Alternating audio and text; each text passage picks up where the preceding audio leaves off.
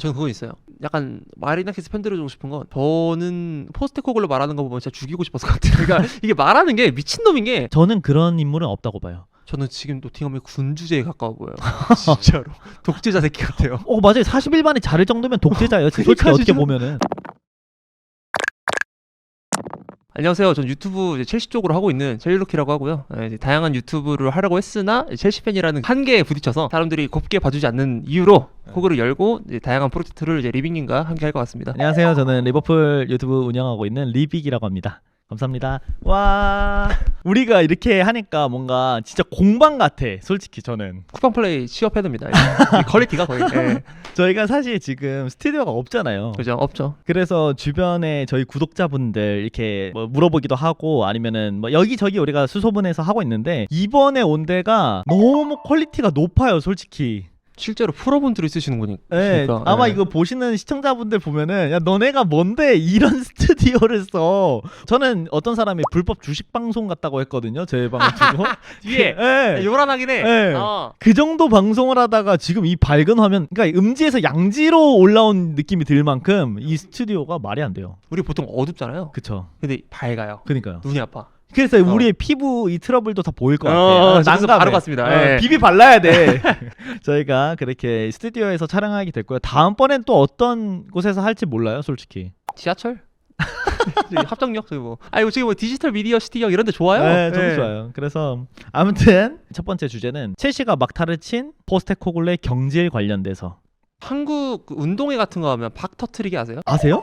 그 이거 던지서 하잖아요. 네, 그죠? 알아요? 알죠. 오. 그거를 그 배를 터트린 느낌이라 네. 되게 쾌감인도 좋고 뭔가 축하받은 느낌인데 많은 팬들은 그거에 관해서 저주하고 있더라고요. 왜 그랬냐? 저는 경기를 다 봤거든요. 그 경질 경기 마지막에 포스테코글루가 가운데서 박수 치는 것까지 딱 봤어요. 그 다음에 그 뒤로 10초 만에 경질. 10초 너무 빠르고 19분. 19분이요? 10초 너무 빠르고. 제가 라이브를 보다 보니까 그만큼 그 자리에서 즉시 이 결정이 나버렸기 때문에 이것에 대해서 저는 안타깝다. 저희가 노팅엄 만났어야 됐는데 리버풀이 만나지 못하고 첼시가 터트려버린 것에 대해서 전 좀 안타까움을 느꼈습니다. 사실. 언제 만나시는데요?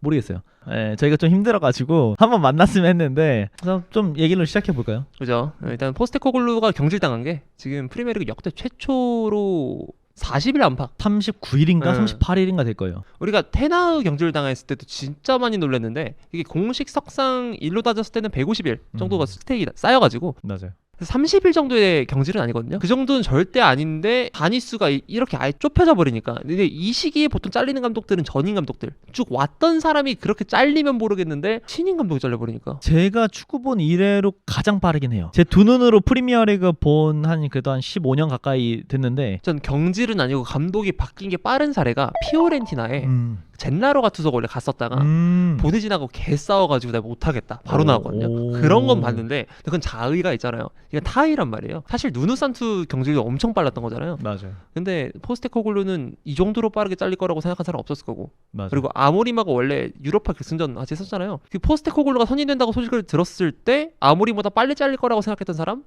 없었을 거고. 솔직히 그때 당시에 저도 그래요. 여러모로 충격. 맞아. 너무 큰 충격이었고 사실 제 생각에는 그 마지막 경기 있잖아요. 네. 그날이 전 첼시한테 조금은 위험할 수도 있다고 생각은 했어요. 포스테코글루는 그 경기를 임하기 전에 본인의 마지막 경기가 될 수 있다는 것을 알고 있었을 거거든요. 분명히. 도살장에 들어가는 돼지였어요. 그렇죠. 구단주도 올 것을 알고 있었을 거고 어떻게 보면 라커룸에 있었을 수도 있어요. 그래서 포스테코글루와 이런 선수단의 분위기를 봤을 때는 오늘 어떻게든 이겨서 반등시키겠다. 는 생각이 있었을 수 있거든요. 게다가 노팅엄이 마침 첼시의 숨통을 한번 끊을 수 있는 저로의 기회였던 게 첫 번째로 일단 홈이죠. 노팅엄 원정길이었고 엔소랑 카이세도가 못 나왔고 네트도 컨디션 이슈가 있었고 첼시 센터백 라인에서는 풀핏이 아니라서 두 명 다 못 나와서 아첸퐁이랑 찰로바가 뛰어버려. 그리고 또 실수 많이 나왔고 A매치 복귀 기간이었고 해서 빅클럽들 입장에서 굉장히 싫어하는 시간대 날짜가 잡혔는데 그것도 못 잡았어요. 맞아요. 저도 이번에 경기 최대 변수 사실 저희가 이미 이거를 프리뷰로 녹화를 했었지만은 저희가 날렸잖아요. 예. 거기서 말했던 것 중 하나였는데 우리한테는 황금 시간대, 주말 저녁 경기, 그리고 현지 시각으로는 주말 낮 경기. 선수들한테 컨디션 관리가 가장 힘든 시간대라고 하거든요. 이게 팬의 행복은 구단의 행복과 항상 비례하지 않는다. 항상은 아니다. 비례할 수는 있으나 그게 대표적인 것 중 하나가 이 시간대 선정이거든요. 저 같은 아시아 친구들한테는 너무 좋은 소식이지만 근데 선수들한테는 아침 몇 시에 일어나서 워밍업을 언제 하고 이 핏을 언제 올리지? 내 신체 리듬은? 이게 엄청 예민하고 그 예민한 걸 가지고 돈벌이 하는 애들이 그 선수들인데 당연히 뭐 그만큼 변수가 있었던 경기였지만 첼시가 3대0 완승했고 포스텍의 감독직을 날려버렸습니다. 여기서 생각하게 되는 몇몇 부분들은 감독은 구단주가 적절하게 잘랐다라는 말도 있고 어떤 사람들은 포스테코글로 아무리 그래도 안타깝다라고 생각하는 사람도 있거든요. 이거에 대해서는 어떻게 생각하세요? 저는 안타까운 쪽이 좀 강하긴 한데 근데 그렇다 그래서 얘가 안 잘릴만 했냐? 이건 아니에요. 왜냐면은 2무 6패 이거 노팅엄 40몇 년 만에 신기록이라고 하거든요. 물론 요즘 최근 들어 좀 수상하리만큼 뭐 몇십 년 만에 뭐가 있다 이게 좀 많이 나오는데 리버풀도 최근에 그랬고 네. 그런 걸 떠나서 애초에 경기 안에서 철학이 보였냐? 왜냐면 아모린 같은 경우에는 뭐 투자를 해준 것도 있지만 보드진이 그만큼 믿었기 때문에 그렇게 밀어준 건데 포스텍은 제가 구단주여도 못 믿겠거든요. 그게 그래서 이거는 핑계 여지가 없다. 그러나 이거는 포스텍의 문제만을 볼 게 아니라 좀 더 확장성을 가져야 된다고 생각해요. 맞아요. 그래서 저도 좀 생각하게 된 거는 구단주가 그럼 대체 왜 포스테코글루를 임명했는가, 그리고 그 감독을 임명하면서 어떤 것을 얻고 싶어 했는가, 저는 이게 제일 중요했거든요. 그래서 지금 결론적으로 봤을 때는 감독이 못해서 잘린 게 맞고 표면적으로도 잘릴만 하다라고 생각은 드는데 구단주의 잘못이 그렇다고 없다? 이건 말이 안 된다 생각해요, 개인적으로는. 완전 무결은 아니다. 정말. 요즘 보게 되면은 구단주의 권한이 조금 더 높아지는 것 같은 느낌이 들잖아요. 요즘 보면 감독 따까리예요. 옛날에 축구 봤을 때는 감독이 진짜 그 구단의 보스가 됐거든요. 그냥 구단주는 돈만 주는 사람. 그리고 영입 같은 것도 뭔가 감독이 다 하는 것 같고 표면적으로는. 그랬는데 요즘은 대놓고 이거 감독 너는 전술 메이커야 그냥. 전술만 만들어. 선수는 갖다 줄게 이런 경우도 많고 확실히 세트피스 부서라는 것도 되게 신기한 거고 스로잉 코치도 생겼고요. 요즘 그래서 롱스로잉 유행 많이 하죠. 맞아.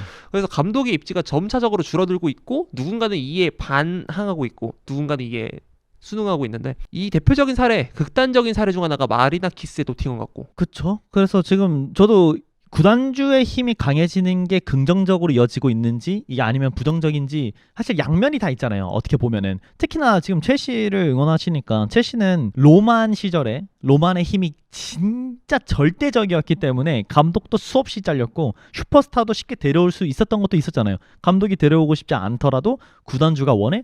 그럼 비용 지불할게. 데려올게. 심지어 FFP가 없던 시절. 그렇죠. 그래서 팬들이 봤을 때 구단주의 힘이 절대적인 것도 한편으로 즐거우면서 한편으로는 축구적인 내용을 좀 무시하고 데려오고 운영하는 것도 있잖아요.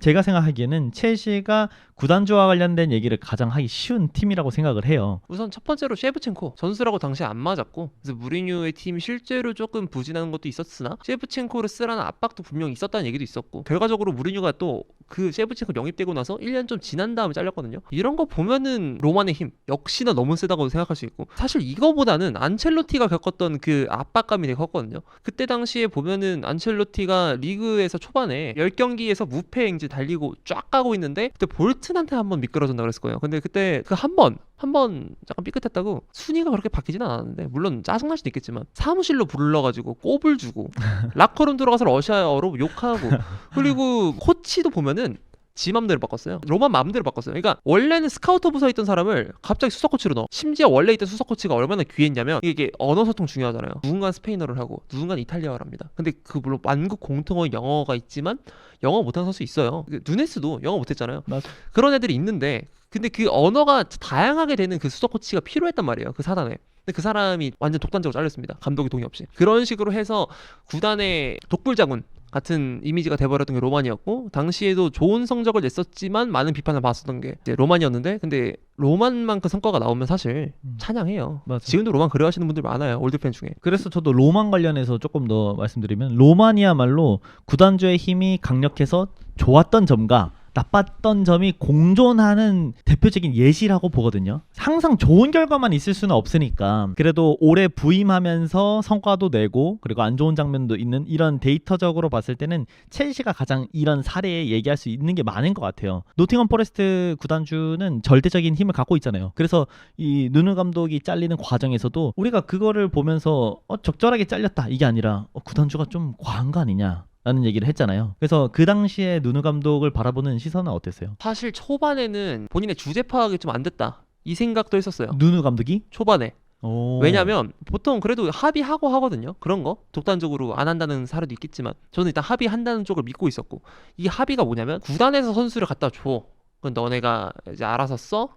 누누가 그거에 암묵적 동의를 하고 시즌을 치른 줄 알았죠. 근데 거기서 본인의 약간 프라이드가 있을 거 아니에요. 나 그래도 노팅엄 7등으로 마감시켰다. 얼마나 자랑스러울 거예요. 그런 거에 조금 심취해서 권한을 넓혀가고 싶었던 것 같은데 라고 생각을 했지만, 지금 보면은 과거의 사례들도 제가 조사를 해봤잖아요. 그럼 누누가 좀 억울할 수 있겠다 이 생각이 좀 더 지배적이에요. 과거엔 아니었는데. 그래서 포스텍 또한 좀 더 동점표가 갔던 것도 그런 면. 너무 강압적이지 않았을까. 만약에 이 노팅엄 구단주가 포스테코글루를 선임시킨 다음에 결과적으로 2년마다 트로피를 안겨주는 이 감독이 성과를 냈다면은 그때 지금 과거의 선택 2년마다? 네, 2년마다 어떻게든 하긴 했잖아요. 포스테코글루 감독을 선임했을 때 그래도 이 감독에 대한 대표적인 키워드는 그래도 트로피라고 저는 봐요. 어떻게든 들어 올렸으니까 그걸 무시할 수는 없거든요. 트로피를 10년 동안 들어 올리지 못하는 구단도 있는데 어떻게든 들어 올린다고 하면은 포스테코글루를 선임하고 처음에 리그 성적이 안 나오더라도 기다려주고 나아가겠다. 저는 이런 방식으로 해석하면은 구단주가 누누 감독을 자른 것에 대해서 이해하려고 했거든요, 사실. 근데 오히려 포스테코글루를 40일 만에 경질시키고, 그리고 또다시 지금 언급되고 있는 감독들의 성향도 과거 누누 감독의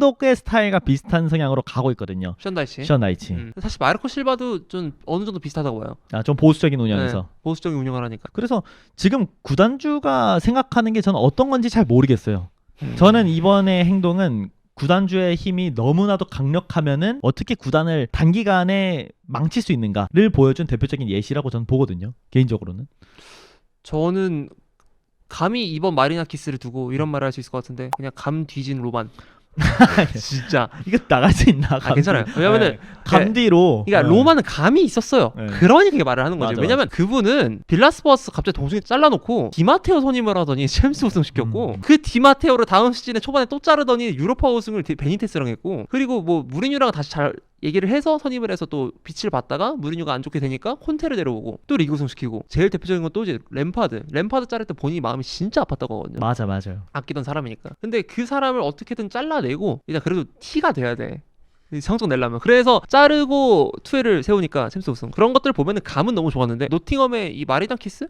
감 좋다고 할 수 있나요, 사실? 맞아요. 네. 제이미 캐러건은 이 구단주를 보고는 뭔가 절대적인 힘, 강력한 카리스마를 바탕으로 그래도 그것도 좋은 평가를 줄 수 있다라고도 언급을 했었어요. 근데 그거는 너무 좋게 포장을 한 것 같고, 40일 만에 경질시킨다는 것은 개인적으로는 과한 일이다. 40일이라면은 어떤 성과가 좀 안 나올 수 있는 기간이기도 해요. 우리가 주식 같은 거 사잖아요. 주식 사세요? 아니요. 주식 사면은 40일 동안 조금 내려갈 수 있어요. 잠시 내려간 거라고 우리가 생각하고 조정이라고 생각을 하는데 그 이후에 반등을 할 수도 있는 거거든요. 특히나 이 구단주가 누누 감독을 자르고 포스테코글루를 데려왔을 때는 좀 더 지배적이고 통제하고 주도권을 가진 상태로 좀 몰아붙일 수 있는 감독을 선임했다. 그럼 장기적으로는 이런 감독들은 상위권에 올라갈 수가 있으니까 수동적인 운영을 해서는 상위권 진입이 항상 어렵거든요. 그치. 왜냐면 능동성이 있어야 돼. 그렇죠. 밀어붙여서 딸 수 있어야 돼요. 근데 지난 시즌에 노팅엄 냉정하게 수동적이었고,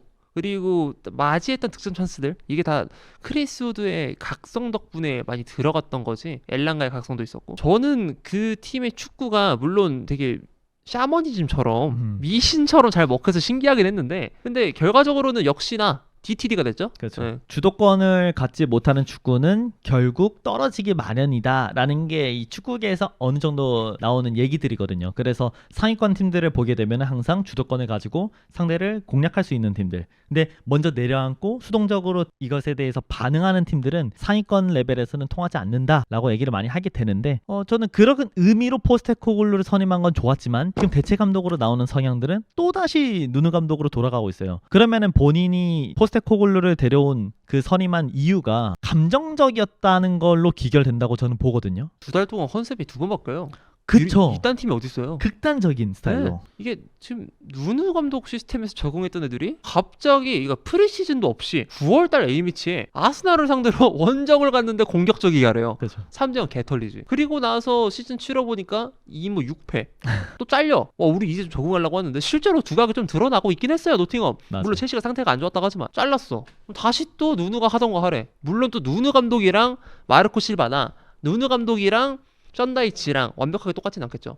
근데 그건 또 그 세세하게 다른 거에 또 적응하래. 이게 정신 나간 짓이죠. 이건 진짜 말이 안 된다고 생각합니다. 저는. 저도 웬만하면은 이런 상황을 두고 구단주의 입장, 감독의 입장 둘 다 약간 대변해주고 싶은 마음이 있는데 개인적으로 이번에 노팅엄 포레스트가 포스테코글루를 이 기간 만에 자른 거는 저는 구단주가 지나친 권력을 행사하고 있다. 저는 그건 있어요. 약간 마리나키스 팬들을 주고 싶은 건 저는 포스테코글로 말하는 거 보면 진짜 죽이고 싶었을 것 같아요. 그러니까 이게 말하는 게 미친놈인 게 그 기자회견하다가 너네 엄마는 너가 아무리 도답이어도 널 포기 안 했다 이러고 있고 또 그리고 지난 시즌 했던 약팔이 성공은 했지만 사실 지금 봐도 약간 약팔이 같잖아요. 나는 2년차 언제나 우승시켰다. 난 기다려주면 우승을 갖다 주는 사람이다. 근데 실적이 이런데 이걸 어떻게 기대하냐고 솔직히. 그러니까 그래서 저는 내가 그래도 소유주니까 내 돈 다 갖다 바친 거 아니에요. 생각하면 꼭지 돌 것 같다. 맞아요. 포스테코글루 입장에서 개꿀이에요. 위약금 얼마에 가져가요? 40일이라고. 요즘 돈 벌기 힘들어. 근데 이거 40일이라고 자기를 잘라준다? 아니면 포스테코글루 이걸 알고 있었을 수도 있어요. 어차피 여기에 부임했을 때 감독들도 알죠. 선수들이 어떤 훈련을 받았고 어떤 시스템으로 지금까지 축구했는지 다 데이터를 받았을 거 아니에요. 본인이 들어가면 이거를 완전히 바꿔치워야 된다는 걸 알 텐데 그런데도 들어갔단 말이에요. 그러면 계획된 초단기 고액 알바? 그럴 수도 있다. 이거 쿠팡 물려? 돈을 벌고 싶었을 수도 있다. 너무나도 이게 본인이 경질당하기 좋은 위치에 싸움을 들어갔어요. 전 그런 생각도 들어가가지고 포스테코글루가 오히려 영악한 건가? 라는 이상한 생각도 한번 하기도 했습니다. 이번 결과에서는. 근데 그 사람은 그래도 본인을 좀 더 계속 증명하고 싶었던. 그쵸. 말도 그렇게 했어요. 내가 정말 도전이 두려웠다면 다시 도전 안 했을 거다. 유로파리그 우승 시켰는데 사실. 근데 도전했다. 왜냐? 난 남자니까 뭐 이런 식으로 말했는데. 근데 이제 앞으로는 이 도전이 오히려 독이 돼서 진짜 K리그 오는 게 진지픽일 수도 있을 정도로. 그래서 우리가 지금까지는 구단주의 힘, 강력한 절대적인 권력에 대해서 좀 얘기했는데 반대로 감독의 절대적인 권력이 어떤 결과를 좋게 만들거나 아니면 나쁘게 만든 사례들도 몇몇 있잖아요. 그쵸. 아무래도 테나가 대표적인 사례일 것 같은데 지금 메뉴가 아직도 테나의 그 잔여물보다 좀 더 표현이 더러워야 될 것 같은데 그것 때문에 아직도 고생하고 있어요. 그게 지금도 정리가 안 됐었다가 이번에 급하게 다 정리를 했었죠. 가성비 같은 거 고려 안 하고 일단 호일은 좀 더 싸게 팔았고 안토니 훨씬 싸게 팔았고 산초도 그렇게 했고 누구도 저렇게 했고 다 이게 한 구단이 하나의 디렉션으로 가야 된다는 건 인정. 방향을 쭉 가야 뭐라도 나와요. 이니시를 걸 때 다 같이 호응해야지. 근데 진짜 컨셉이 완전 잘못됐다면 이렇게 될 수도 있구나. 가 테나거든요. 아마 이게 말씀하신 대표적인 사례가 이걸 거고. 좋은 사례로 가게 되면은 뭐 위리겐 클롭도 매니저, 헤드코치 성향은 아니었으니까. 그리고 매니저로 얘기하면은 지금도 현직에서 잘하고 있는 아르테타. 아르테타의 권한이 대단히 세지 않습니까? 그게 우승만 못해서 그렇지. 그렇죠. 한 팀을 구성하는 데 있어서 구단과 감독과 바라보는 게 동일하다고 하면은 감독한테 권한을 줘도 되잖아요. 왜냐하면 구단 입장에서 보는 방향하고 감독이 같은데 구단이 현장까지 관리는 못하기 때문에 오히려 감독이 그걸 관리하는 게 직접적으로 필드에 영향을 주기 좋다는 거죠. 왜냐면 그 구단 내에서 웬만한 사람보다 축구 제일 잘하는 게 감독입니다. 당연하죠. 당연하지 이건. 전술적으로 라이센스 달라고 얼마나 노력했어요. 게다가 그 아르테타 선수를 몇 년 뛰었습니까? 맞아요. 알 수밖에 없지.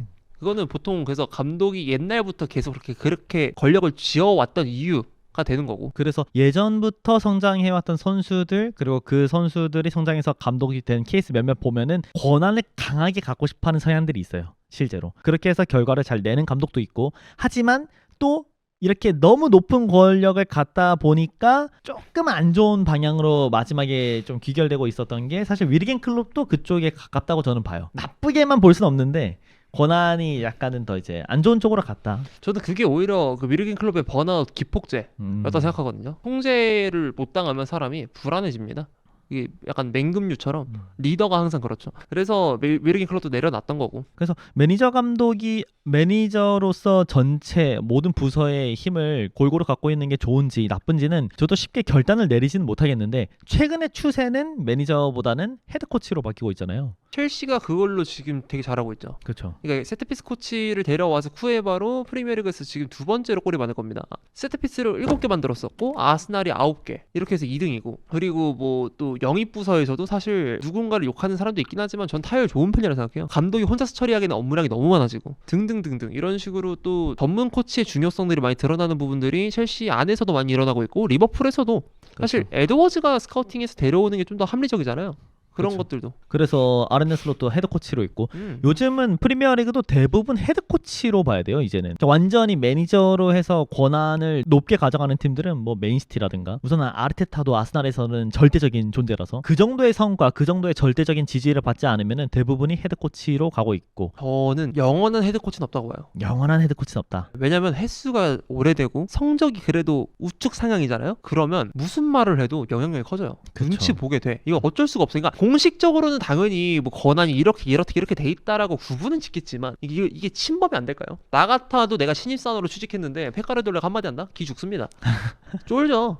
그쵸. 뭐 하는 사람인데 저 사람이. 맞아. 졸라 개쩐 사람인데 나 같아도 그럴 거고. 그런 것처럼 되게 영원한 헤드 코치는 없다. 그래서 아마 누누도 그런 꿈을 꾼 게 아닌가. 그렇죠. 포체티노도 그 첼시에서 약간의 성과가 올라갈 때쯤 마지막에 시즌 끝나고 권한을 더 요구했잖아요. 사실 걔는 초반부터 그랬습니다. 초반부터 키 큰 미드필더 사달라고 해가지고 사줬던 게 우고 축구. 최근에 골 넣긴 했는데 원래 진짜 개아찔한 게 우고 축구 아니었으면 우가르테 사오는 거였습니다. 와우. 우가르테가 연봉을 2배로 불러줘서 파리로 간 거지. 아니었으면 첼시 왔어요. 그러면 카이세도 리버풀 갔을걸요? 와우. 아마도 이 정도 모자라서. 감독이 절대적인 권한을 갖는 게 가끔은 좋다고 생각하면서도 절대적인 카리스마를 갖고 있는 인물들은 저는 그렇게 권한을 줘도 된다고 봐요. 어차피 아까 말씀하신 대로 영원한 헤드 코치는 없다. 저도 그쪽에 동의를 하거든요. 결과적으로 성과를 많이 내고 팀 내에서 절대적인 힘을 갖게 되면은 어쩔 수 없죠. 권한이 많아질 수밖에 없죠. 위리겐 클럽은 마지막에 본인이 원치 않는 권한을 많이 갖게 돼서 좀 곤란했다라는 말도 했지만은 위리겐 클럽도 그걸 원치는 않았지만은 자연스럽게 그게 올라간 거거든요. 그렇게 되면은 주변인들과 이런 보드진과의 충돌도 있는 거고 물론 위리겐 클럽은 마지막에 아름다운 이별을 하게 됐습니다만 절대적인 권력을 행사하다가 무너지는 경우도 대단히 많이 있으니까 앞으로는 어떤 추세로 바뀔지는 또 모르겠어요. 지금은 헤드 코치가 유행하고 있지만 헤드 코치는 결국에 파리 목숨이라고 전 보거든요. 맞아요. 경기장에서 영향력을 못 보이면은 그냥 자르면 돼요. 그 다음에 보드신가 안에서 생각하고 있는 축구 방향성 맞는 감독 또 선임시킨대요. 그래서 어린 코치들이 좀 많아. 그쵸. 그 상위권에 엄청 맞아, 많아요. 마레스카도 파르마에서 꼬라박고 레스터 솔직히 그 정도로 좋진 않았거든요. 그렇게 해서 넘어왔는데 쟁쟁한 경쟁자들 당시 프랭크 얘기도 나왔었거든요. 근데 그런 사람들 제껴내고 선임이 됐고 브라이튼의 휘르첼러, 레알 마드리드의 알론소, 바이에르의 콤파니도 있다. 요즘은 경력이 좀 짧더라도 보드진이 추구하는 방향하고 옳다? 그럼 데려와서 영입 권한은 최대한 줄이고 원하는 쪽으로 협상을 해서 선수들을 보충해주고 넌 필드에서 선수들 장악만 해라. 이런 쪽으로 흐르고 있긴 해요. 근데 그거 싫어하는 사람도 있어요. 약간 뭐라고 하냐면 야 얘네 지 말 잘 듣는 따까리 데려온다. 조금 표현을 그렇게 내리면 그렇게 돼요. 실제로. 근데 감독들이 과연 그걸 언제까지 인정할 거냐에 대한 얘기죠. 그래서 영원한 헤드 코치는 없다라고 그렇죠. 생각하는 게 제 주의. 저도 들어보면 그게 맞는 것 같아요. 대화가 좀 산으로 갔는데 마지막으로 본인의 구단주가 마리나키스라면 와. 어떨 것 같아요? 마지막으로 저는 전례들을 보면 파울로 벤투도 올림피아코스에서 마리나키스를 비롯한 보드진이 맘대로 꽂아준 선수를 써야 된다? 강제적으로? 그거에 되게 불만을 표했던 걸로 기억하고 스티브 쿠퍼 같은 경우에도 첼시 안드레이 산토스 임대 갔다가 알고 보니까 감독이랑 합의된 임대가 아니어서 못 뛰었어요 경기를 거의.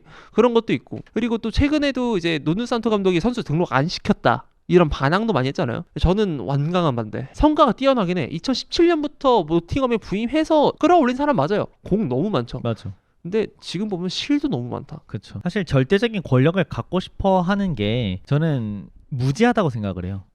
본인이 그만큼 알고 있다. 본인이 그만큼 판단력에서 최상에 있다라고 저는 생각하는 것 같거든요. 저는 그런 인물은 없다고 봐요. 저는 지금 노팅엄의 군주제에 가까워 보여요. 진짜로. 독재자 새끼 같아요. 맞아요. 41반에 잘할 정도면 독재자예요. 솔직히 어떻게 보면은. 네. 저도 그래서 이 부분에 대해서는 전혀 좋은 말을 할 수 없을 것 같고 하지만 그만큼 못한 것도 사실이긴 하다. 우리가 지금 구단주의 절대적인 권력에 대해서 말하는 거지 포스테코글루가 그렇다고 해서 경질당하지 않을 이유가 그건 아니거든요. 경질당할 만했어요 솔직히. 그러나 구단이 바라보고 있는 방향성 그리고 감독의 코칭 스타일 그리고 지금 남아있는 선수단의 스타일 이걸 다 종합했을 때 포스테코글루를 선임한 것도 참 웃기고 그리고 포스테코글루가 여기 들어온 것도 웃겨요 저한테는. 그래서 저는 여기서 누가 더 잘못됐냐라고 생각하면은 둘 다 과실은 있는 것 같아요. 어떻게 보면은 결국 선임을 시킨 구단주가 가장 큰 잘못이지만 포스테코글루도 저는 여기 들어온 게 말이 안 돼요. 저는 직원이 능력 없는 것도 문제지만 능력 없는 자에게 기회를 준 거, 면접에서 그 인재를 못 알아본 거, 그거는 면접관의 잘못입니다. 그 면접관이 누구겠습니까? 구단주입니다. 그렇죠. 그거는 말도 안 돼. 맞아요. 저도 그래서 이번 사건에 대해서는 충격적이고 앞으로도 잊혀지지는 않을 것 같아요. 39일 안팎으로 감독을 자를 수 있다. 저는 안 자를 줄 알았어요. 전 진짜 안 자를 줄 알았어요. 지금은 알 줄 알았어. 맞아요. 뭐 이제 시작해가지고 뭘 했어요 솔직히. 훈련할 시간도 제대로 없었어요. 어떤 기간을 제대로 준 것도 아닌데 이렇게 끝나서 안타깝다고 생각을 하고. 지금 노팅엄에 있는 선수들 앤더슨, 그다음에 모건 깁스 화이트 너무 잘하는 애들 저는 구단주 보고 도망갈 것 같습니다. 나 같으면 여기서 일 못한다. 사장이 미친놈이다. 도망가야죠. 실제로 모기파의 퍼포먼스가 좀 많이 떨어졌어요. 진짜로 저 보면서 안타까움도 느껴요. 선수 개인한테는. 토트넘 갔으면은 어울려요. 너무 저도. 어울려요. 달릴 수 있는 10번이라서 갔으면은 챔피언스리그도 뛰고 본인이 원하는 거를 이뤘을 것 같긴 한데 노팅엄 포레스트의 또 사랑을 받으니까 뭐 우리가 해줄 수 있는 말은 별로 없겠죠. 그래서 저는 일단 결론 짓자면 일단은 앞으로 이제 헤드 코치하고 권한이 많은 보드진, 힘이 세진 이 보드진 이런 구조가 많이 흘러가는데 이거의 가장 안 좋은 사례가 이번 사건이다. 최악. 그래서 저도 구단주의 권한이 어느 정도는 있어야 된다고는 보지만 이렇게까지 절대적이면 안 되고 한편으로는 또 너무 세분화되고 있잖아요. 헤드코치 그리고 헤드코치 안에서도 영입 권한 없고 그냥 필드 위에서만 하는 거 여기서도 또 세트피스 수비 공격 다 나뉘거든요. 또 이런 게 너무 똑똑해져서 세상이 너무 발전해서 정보가 너무 많아져서 한편으로는 원초적인 즐거움을 좀 없애는 게 있지 않을까 하는 생각도 있어요. 예전 같으면은 이런 절대적인 권력에 대해서 그렇게까지 반감이 없었을 수도 있어요. 이제는 그런 시대가 아니라서 다 나뉘게 되니까 이렇게까지 강압적으로 하는 거 맞아? 라는 생각이 좀 드는 거거든요. 그런데 또 원초적인 재미를 위해서는 이런 인물도 있어야 우리가 보는 맛은 있다. 우린 남이니까. 왜? 우리는 우리는 남이니까 이런 말 알바 할 수 있는 아니야. 네, 좀 너무하지만 노팅엄 팬들한테 미안하지만 노팅엄 포레스트 팬 있잖아요 국내. 있죠. 이영준. 노포 이영준. 제가 노포 이영준님 어떻게 보실까 이걸? 이런 영상을 만들까요? 근데 이게 축구 뉴비시잖아요. 네. 축구 문화에 관한 정립이 안 되실걸요. 이게 원래 이런가? 약간 이게 이렇게? 진짜 그럴 수 있어. 어쨌든 예, 말이 길어졌는데 네. 마무리해야 될 것 같고.